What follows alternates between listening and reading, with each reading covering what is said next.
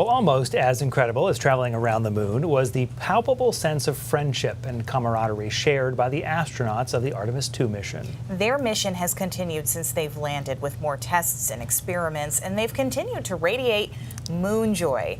Al Roker spoke with the crew in Houston at the Johnson Space Center.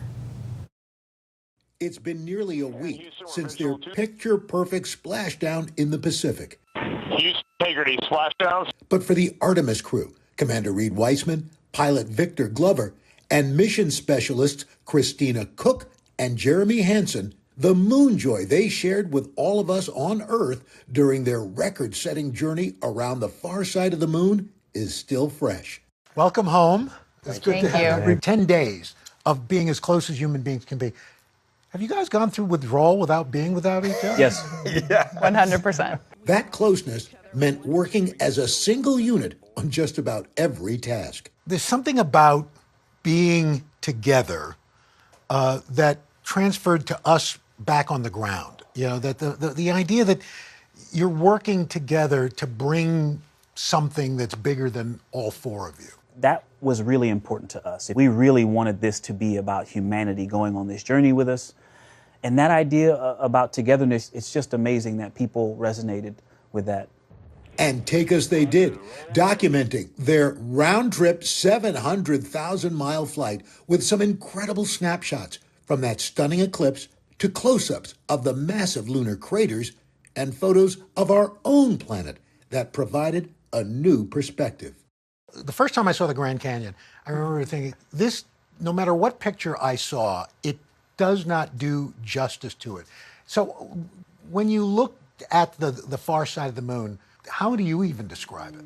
What surprised me was when we saw the moon as we were getting close, and we saw part of the near side and part of the far side. And the moon still looked pretty much like it looks in the night sky, but it wasn't the same shapes. It looked different, and it was the first real evidence that we were somewhere completely different than where we had started. It seemed every time we saw you guys, there were these huge smiles on your faces. Everything is better when you're floating. It just felt like we were buzzing with productivity, with getting the mission done, with doing everything we knew we came there to do, and we were finally doing it. You know, Reed, I think we all were so incredibly touched when we found out how you named that one crater for your wife, Carol.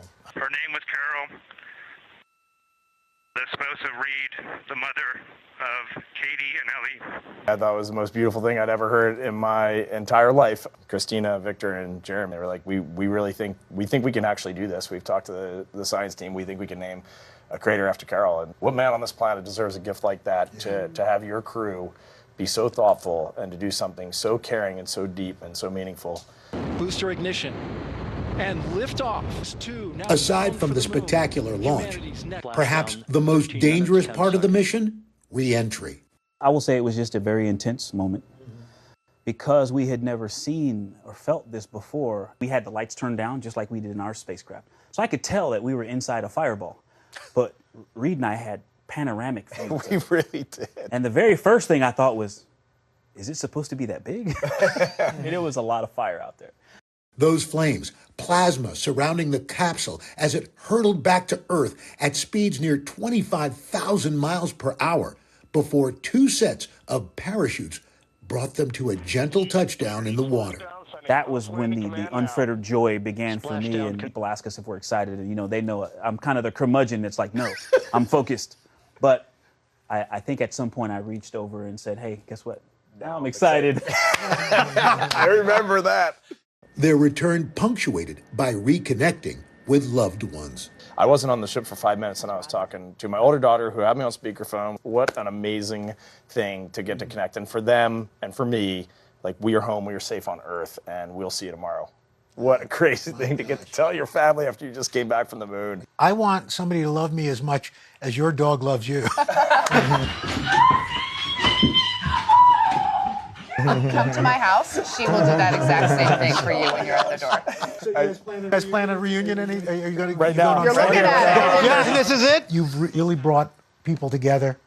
You've meant so much. You guys are not just astronauts. You've brought us joy. You've brought us healing, and you just mean so much to us. Since you're a member of the crew, you're gonna have to pull your seat over. When times get really tough, we press this little button because this red light lights up. So we just all put our hands in, You can and press we're gonna say 3, 2, and 1 integrity. So 3, 2, 1 integrity.